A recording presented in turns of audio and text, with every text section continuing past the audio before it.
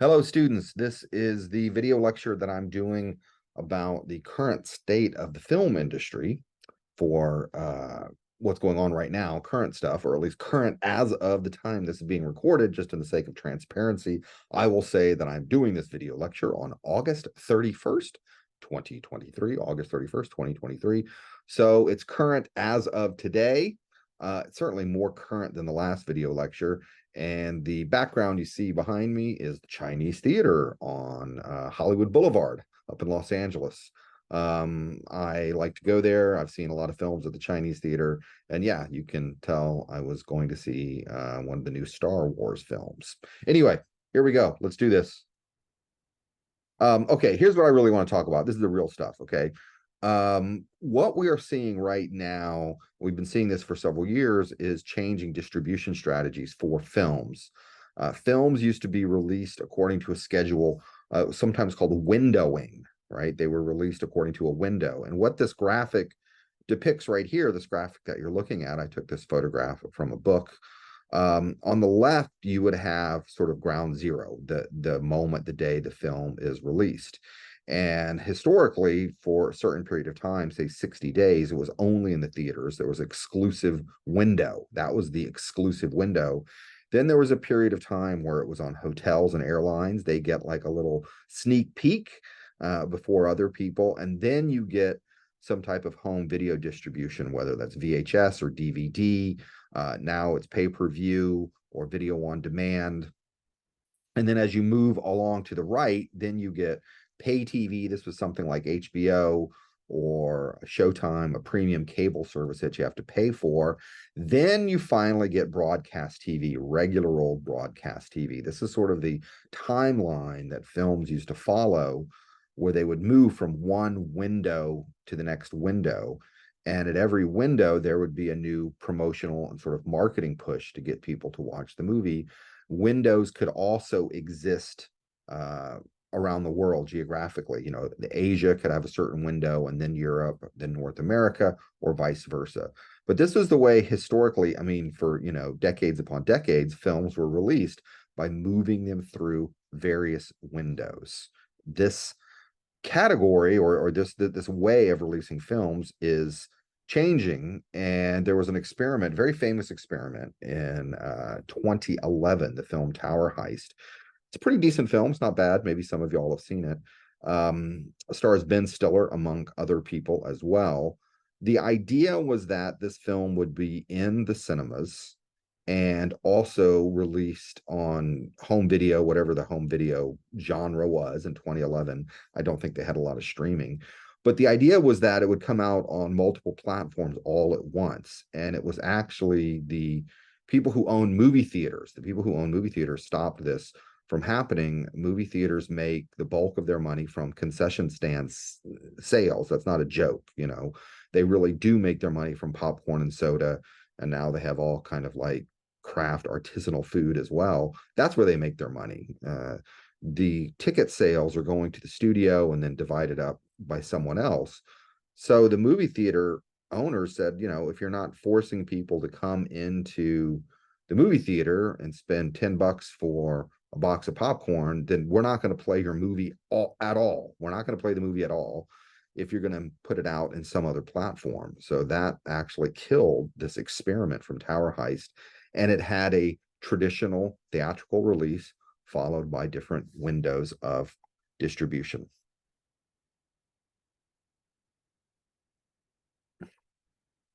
What we are seeing now are people experimenting with different ideas. One is called day and date. When a film comes out in all outlets at once, meaning you could buy a ticket and see it on a big screen in a theater, or you could see it on video on demand. This would be called day and date when it happens at the same time. Snowpiercer was kind of a modest budget science fiction film that experimented with that and did well. And then there was a bigger budget film, The Interview. During COVID, when cinemas were shut down or largely shut down, Warner Brothers experimented with, they, for a better part of a year, they released everything through day and date. You could go to the theater and buy a ticket, or you could see it on HBO Max, which is now called simply Max. Disney was trying something a little different. Disney, some of their films they did day and date, and then some of them they also would put on PVOD. We call that premium video on demand. So Disney was experimenting with, we're going to do some day and date, we're going to hold some stuff, and then we're going to put some stuff on PVOD before we drop it down to the regular SVOD, subscription video on demand. So Disney was trying different experiments, and it's not exactly clear what is the best release strategy. I guess it depends on the product. Right now, the streaming services are in decline. The streaming services, believe it or not, are really, really struggling financially. It's clear that audiences, as we've demonstrated with feedback from students in the class, audiences like to watch things on streaming. They like the convenience of it. However, the streaming companies vastly overspent and spent too much money to acquire content, and they're not making it back. They're actually losing subscribers and losing money. Netflix, has been king for a long time. They're really, really struggling. So that's what this article is about. And I just learned about this. I actually just learned about this today, so it's very current as of today. We got this Taylor Swift concert going on. This thing is making a ridiculous amount of money, billions, plural. And there's going to be a concert film that's going to show up. I don't know how long it's going to be in the theaters. I don't know if it's going to be in the theaters for weeks and weeks and weeks, or if they're just going to put it out for a couple of days. But whenever we watch this video lecture, whenever this video lecture is used in class, let's, take a moment to look up and see, how is this thing doing, or how has the Taylor Swift concert film done? Maybe that's the future of cinema, concert films. Okay, so for the remainder of this, hopefully it's not too long, for the remainder of this video lecture, I'm going to play a big chunk of audio from a podcast, okay? It's KCRW, that is a radio station in Los Angeles. This was released on July 28th, 2023. I'm going to play, it's about, I'm not going to do the whole 19 minutes. It's like a 9-minute segment, But before I play that, I want to break it down a little bit. Here's some key points from the podcast, some things you need to know to understand this sort of insider conversation. Barbenheimer is the social media trend, social media phenomenon where people were very excited about two movies that were released on the same date. Films weren't really similar in terms of their content, but Barbie and Oppenheimer did come out on the same date, and they did do pretty well, and they sort of reinvigorated cinema going after a long slump, largely due to COVID. Now, there is at this moment a strike going on in Hollywood of the writers and actors, people who are in the union. Not every actor, not every writer is in the union, but the more established ones on the famous TV shows and films are all in the union. That strike is going on. I wanted to hold off on doing this video lecture until the strike was over, although the strike does not seem as if it's going to end anytime soon. Why are they striking? I just put a couple bullet points here.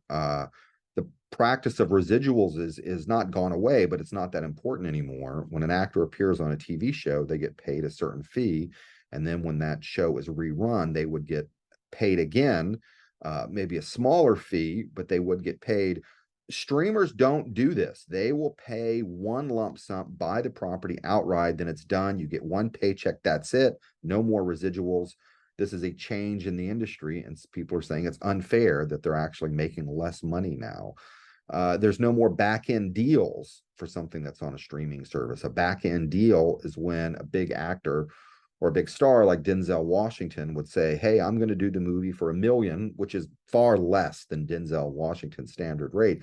I'm going to do the movie for $1 million, but I want 2% of the box office ticket sales. Conceivably, if the film does well, Denzel Washington or whomever would make a lot of money from the back end deals. Streamers don't do that. They don't have this theatrical release. They don't have the box office ticket sales.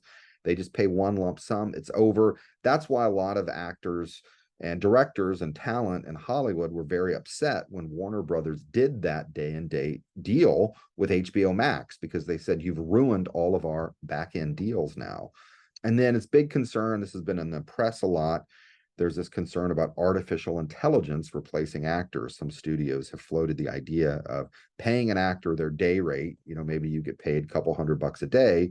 They'll pay you, come in, they scan you, photograph you from every conceivable angle, maybe have you do a few things, stand up, sit down, etc. Then anytime they want a background actor or someone in the back, they just pull up from a computer. We need chubby middle-aged white guy. Boom, there you go. And they don't have to pay that person ever again because they paid them once for their day rate. That also seems unfair.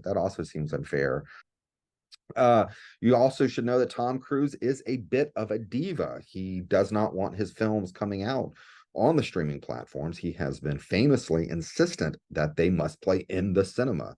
He held Top Gun Maverick until theaters reopened, did not want that coming out on COVID, did not want that dumped onto Paramount Plus or something like that. And then he also got very upset after that because Mission Impossible was supposed to be on IMAX.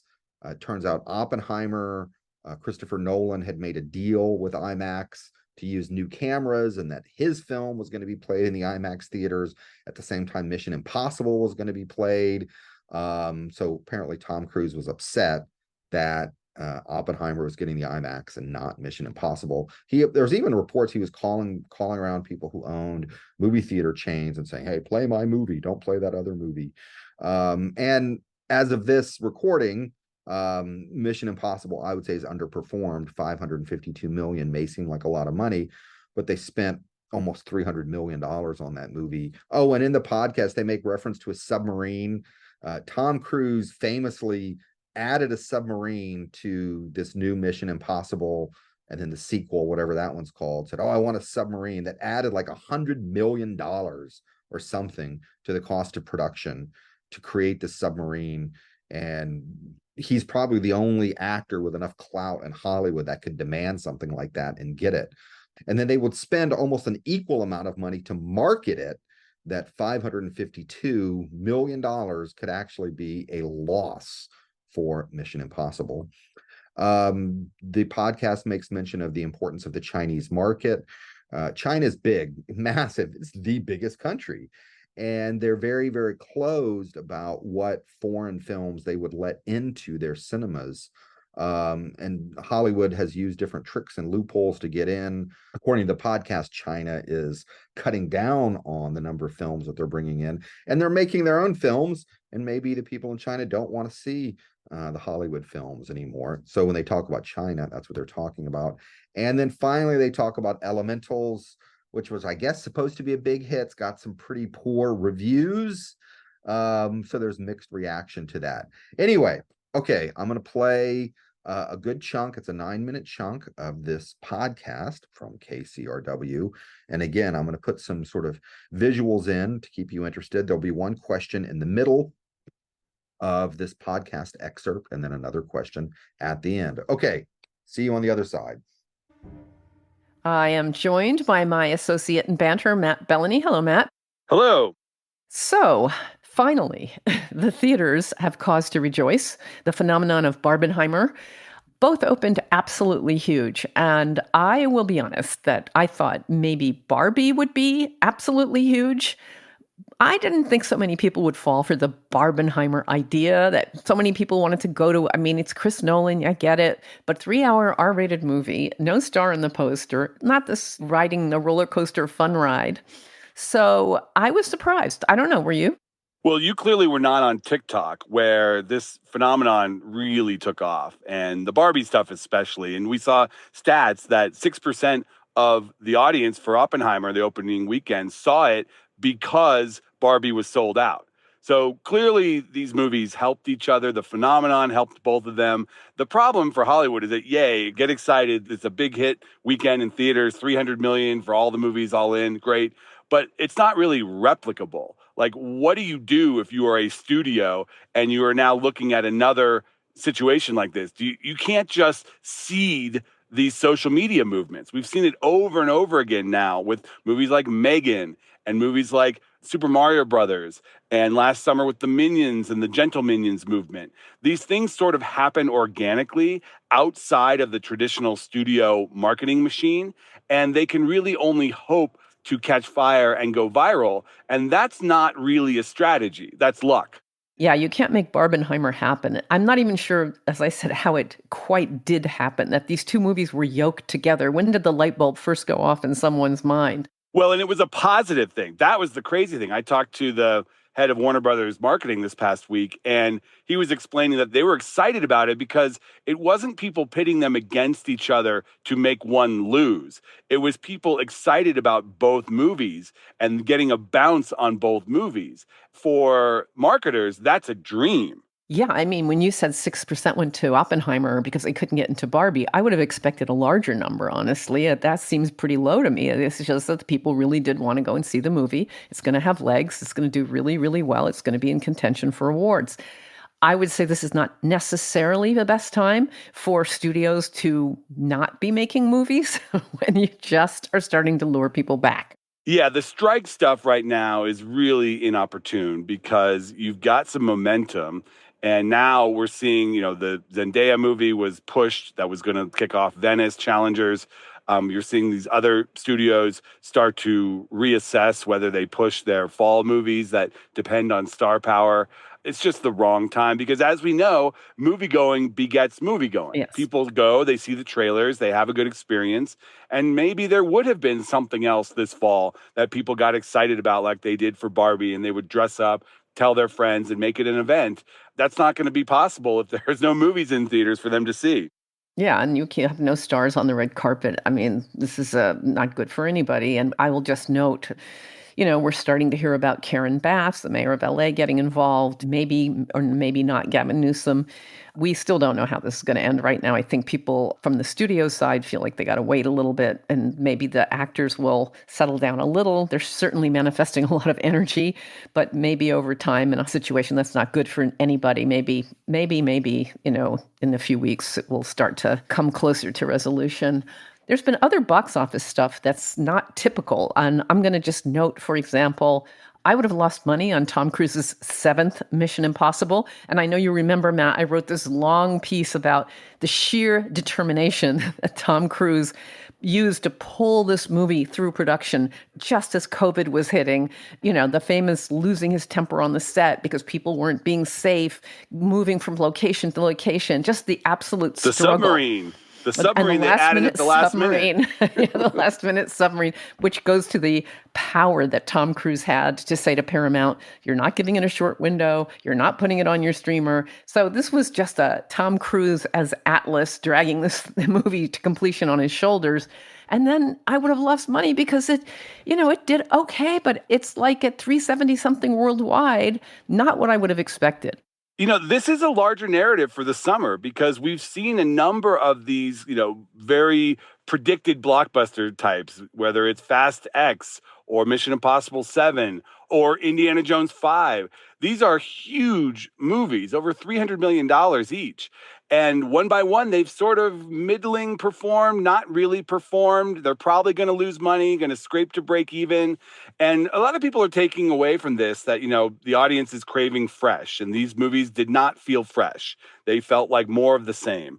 And I do think there's something there. I don't know that it's going to cause the studios to all of a sudden say, you know what, we're done with sequels. You know what, we're done with superheroes. You know what, this is a new Kevin day. Feige. Kevin get a new job. I don't think that is the case here. I think that something like Barbie being a smash is going to allow Greta Gerwig to do whatever she wants, and good for her. I think there's going to be a Barbie universe of movies, and it might give IP owners a little bit more cause to let filmmakers run a little crazy with their IP and do something different and defy expectations a little bit, because more of the same doesn't quite seem to be enough these days. No, I mean, I do think Kevin Feige has to be sort of thinking, do I need to adjust to something here? It could, because we have seen some fatigue. And I will also note a source of possible distress for Hollywood is that China is not embracing these movies. And the Chinese always wanted to make movies for the Chinese audience and learn from the Americans and take their techniques.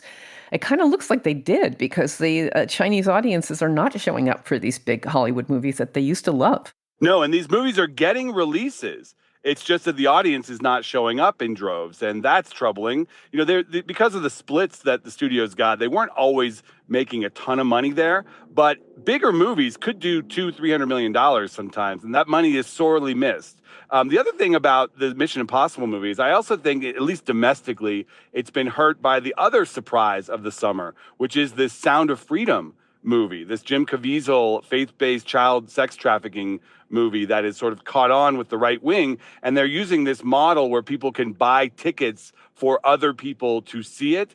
And that has proven to be extremely successful. Over, what is it, at 125 now? It's probably going to get to 200 by the end of the summer. I mean, that is a gigantic movie. And I think that audience, the kind of older, more traditional conservative audience, they're taking that audience away from movies like Mission Impossible.